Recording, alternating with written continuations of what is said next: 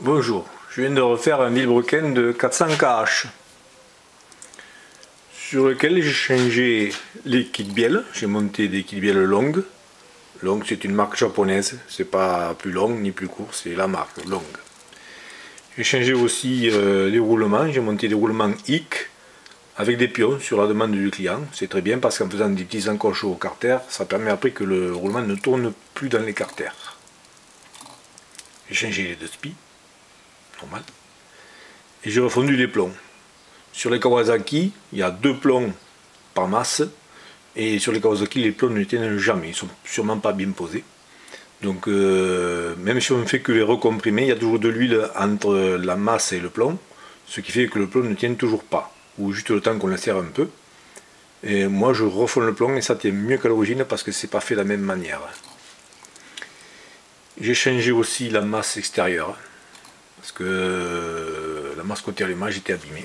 Je l'ai dans la main, et là on voit très bien que le trou est abîmé, l'encoche est abîmée. Alors, le volant pèse beaucoup, il doit être mal serré, et ça ne peut pas repartir ça. Ou alors il faut refaire une clavette. Et donc j'avais une masse qui allait bien et je l'ai montée. C'est pour ça qu'elle n'a pas tout à fait la même couleur que les autres. Et je n'ai pas changé les manetons. Les manetons d'origine sont pleins et les manetons à la table ont un petit trou qui est préjudiciable parce qu'on perd l'emmanchement. Donc je préfère monter les manetons pleins, soit là il est bien, il est plein sur un côté mais pas sur l'autre. J'ai des manetons pleins qui vont bien aussi, mais les anciens est bien, on ne va pas les changer pour se faire plaisir. Donc ce vilebrequin tourne rond, 1 centième, 1 centième, 2 centièmes, des fois un peu moins, ça dépend sûrement de la température, 1 centième, 1 ou 2 ou 0, je ne sais trop rien. Et là, ben 3. J'ai les 3 de c'est étonnant ça. Voilà. Maintenant j'ai les 3 de. C'est nouveau ça. Bon.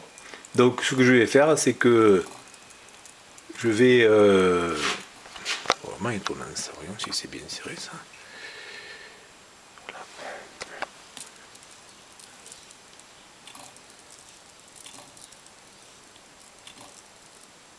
Il y a un peu plus de 2. Maintenant il y a 2,5. Tout à l'heure il y avait 3. J'ai rien fait. Suivant la température, il peut bouger un peu d'un centième par-ci, un centième par-là. Là tout à l'heure j'avais 1 centième là, ici sur celui-là. Et là, en ce moment j'ai 3. Bon. Voilà, c'est comme une envie. Hein. Et là il y a 2,5. Ah, j'ai quelques tours à 3 maintenant. Hein.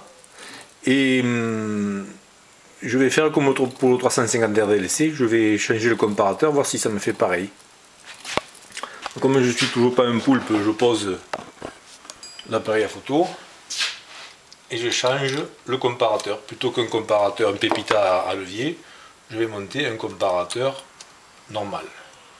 C'est un comparateur SKF que j'utilise en tant que comparateur d'alésage.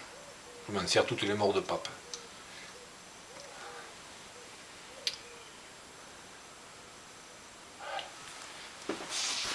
Voilà.